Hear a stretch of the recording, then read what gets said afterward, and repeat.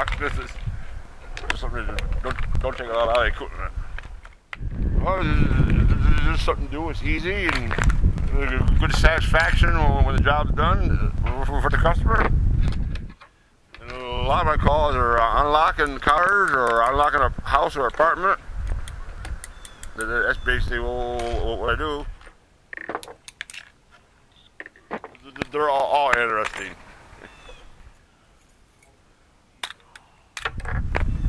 It's just a good feeling that you cut one and it worked.